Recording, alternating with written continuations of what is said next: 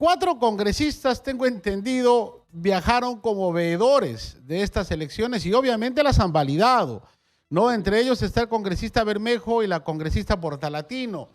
Sin embargo, este viaje, esta representación, ¿se puede considerar oficial? No, no. Para empezar, lo que no hubo en Venezuela fue misiones de observación electoral de la OEA o de la Unión Europea que hubieran podido constatar la naturaleza del proceso a nivel de todo Venezuela. Incluso si fueran con la mejor de las intenciones, 4 congresistas no pueden supervisar el proceso electoral en un país de casi 30 millones de habitantes. Y en segundo lugar, la única misión electoral significativa que llegó a Venezuela, el Centro Carter, ya ha dicho que estas no fueron elecciones libres y democráticas. Ahora vamos a conversar con Farid Cajat, que es un destacado internacionalista, respecto al hecho que Venezuela ha anunciado la ruptura de relaciones diplomáticas con el Perú.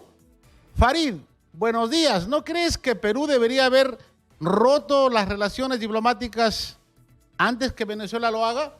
Bienvenido.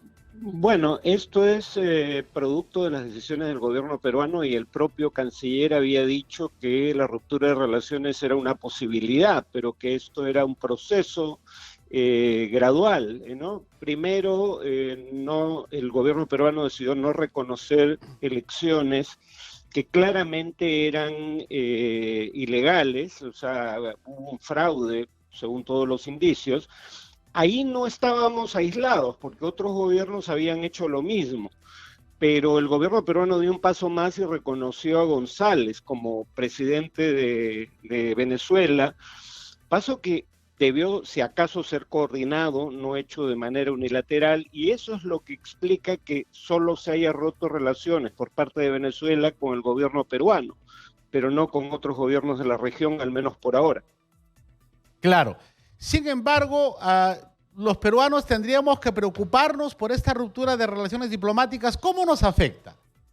A ver, en el Perú hay más de 1 millón de venezolanos y para todo lo que son trámites consulares, por ejemplo, sacar pasaporte, dependían de la embajada o de consulados de Venezuela en el Perú. La pregunta es si estos van a continuar. Presumo que sí se mantendrá un consulado, ¿no? Pero el punto es, más de 1 millón de venezolanos que ya tenían problemas para hacer trámites ante la embajada de su país, ahora van a carecer de una embajada.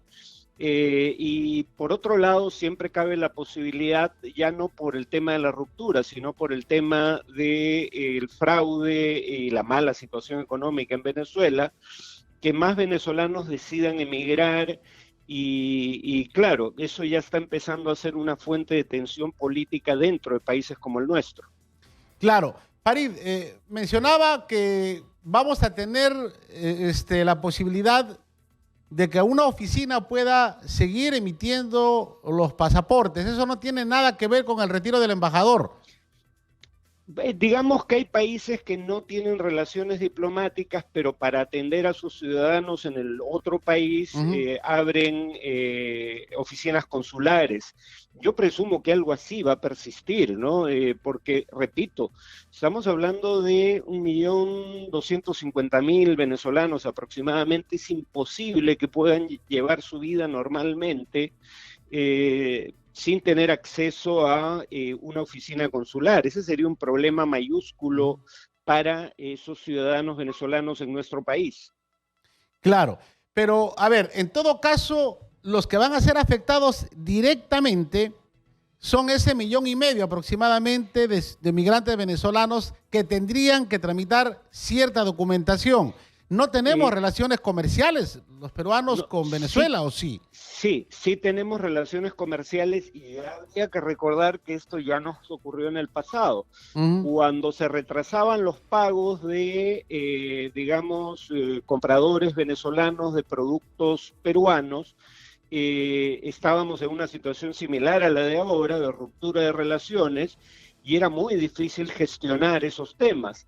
Eso se resolvió cuando restablecimos relaciones y ahora volvemos al estado de cosas anterior. O sea, sí va a ser un problema también en el plano comercial. Claro. Hoy día se emitió un comunicado, pero voy a leer un párrafo que quisiera que por favor lo explique, Farid, que dice: el gobierno se encuentra coordinando con países afines la protección de los intereses del Perú y los intereses de los ciudadanos peruanos en Venezuela, conforme a lo dispuesto por la Convención de Viena sobre relaciones diplomáticas. Asimismo, continuará desplegando esfuerzos para atender a la comunidad venezolana que reside en nuestro país. Hay muchos peruanos en Venezuela y ¿qué peligros corren? Los peruanos que llegaron a Venezuela lo hicieron antes del chavismo en su gran mayoría. Entonces son personas que estaban ya integradas a la sociedad venezolana, pero claro, son víctimas de la precariedad económica y política en la que vive ese país en este momento. Y básicamente pueden llegar a necesitar también apoyo consular y siempre cabe la posibilidad de que la violencia política y delincuencial, porque habría que decir que Venezuela tiene una de las tasas de homicidios más altas de la región, los terminen afectando. Y la falta de una embajada en Caracas probablemente complique el asistir a esos compatriotas que están allá, pero no son tantos como los venezolanos que viven en Perú. Claro. El canciller ha viajado a una sesión extraordinaria del Consejo Permanente de la Organización de los Estados Americanos, de la OEA, para defender, según anuncian, la democracia y la libertad de los venezolanos. ¿Qué puede suceder en esta sesión de la OEA? Bueno, es que habría que decir con toda honestidad primero que el canciller forma parte de una alianza de gobierno en donde se está planteando la posibilidad de que el Perú abandone la Convención Americana de Derechos Humanos para no ser parte de la Corte Interamericana. Y en ese contexto no somos precisamente los portaestandartes de la democracia en la región. Dicho eso, en la reunión de la OEA, el problema es el siguiente: Venezuela ya no es miembro, se retiró de la OEA. Entonces, ¿la OEA qué podía hacer? Básicamente aplicar la Carta Democrática Interamericana a uno de sus miembros, escarmentarlo públicamente y eventualmente, retirarle el derecho a ejercer sus atribuciones como miembro de la OEA. Pero Venezuela ya no es miembro de la OEA. En ese sentido, más allá de coordinar posiciones, la OEA puede hacer poco. Ahora, son los gobiernos que coordinen esas posiciones los que por cuenta propia tomarían acciones, no la OEA. Claro, Farid, ¿cree usted que el pronunciamiento de la OEA, que incluso ha merecido algunos titulares como la OEA sepulta a Venezuela, sepulta a Maduro, no es muy relevante para la situación que está atravesando en este momento, o están atravesando los venezolanos? Bueno, lo que pasa es que habría que tener en cuenta que la OEA emite dos tipos de pronunciamientos: los que se emiten a partir de entidades que agrupan a los gobiernos y los que emite la Secretaría General. Ese pronunciamiento al que hace referencia es de la Secretaría General, no de los países miembros. En ese sentido tiene menor relevancia que un pronunciamiento que incluya al conjunto de países miembros, suponiendo además que estos puedan ponerse de acuerdo, porque para ciertas decisiones se requiere, por ejemplo, invocar la Carta Democrática Interamericana, mayoría calificada, y en el pasado no siempre ha existido. Claro. Ahora, hay dos presidentes que se han pronunciado. Uno de ellos es de izquierda, el presidente chileno, y el presidente argentino. ¿La presidenta Dina Boluarte debería pronunciarse también, como lo han hecho sus colegas? Bueno, ya ha habido ruptura de relaciones, digamos, si acaso el Perú es el país que ha ido más lejos. Ha sido a través de declaraciones del canciller, no de la presidenta, pero en todo caso el canciller habla en representación del gobierno. En ese sentido, el gobierno peruano sí se ha pronunciado, que no lo haya hecho ella personalmente. Claro.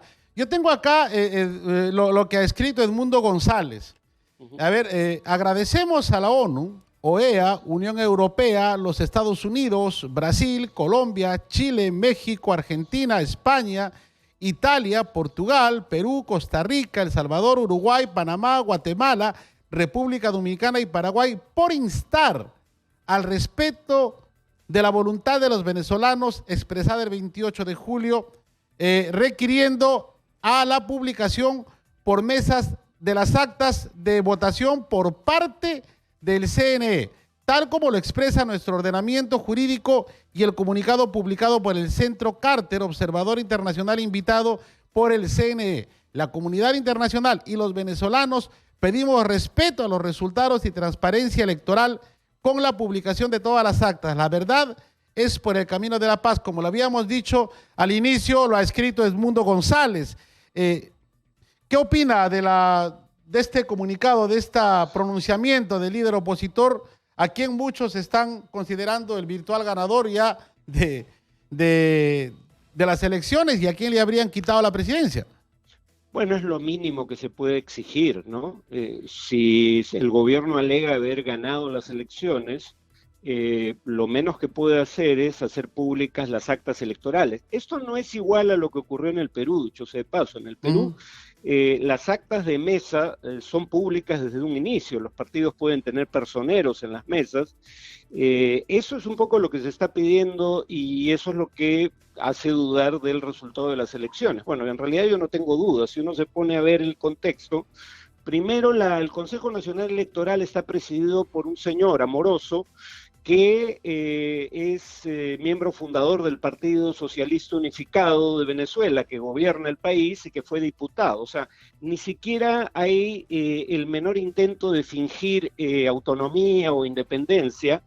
Y en segundo lugar, todas las encuestas previas daban más de 20 puntos o más de ventaja a González.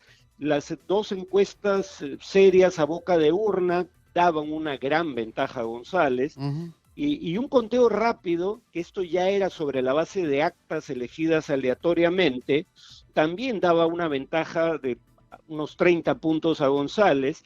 La verdad, este resultado es absolutamente inverosímil, ¿no? Y en ese sentido, el pronunciamiento de González es lo mínimo que uno debería exigir para constatar el resultado.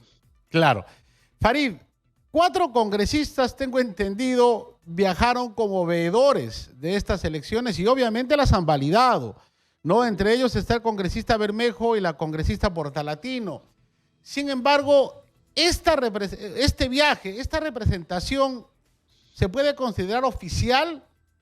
No, para empezar, lo que no hubo en Venezuela fue misiones de observación electoral de la OEA o de la Unión Europea que hubieran podido constatar la naturaleza del proceso a nivel de todo Venezuela.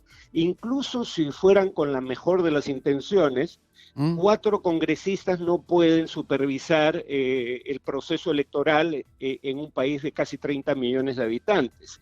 Y en segundo lugar, la única misión electoral significativa que llegó a Venezuela, el Centro Carter, ya ha dicho que estas no fueron elecciones libres y democráticas.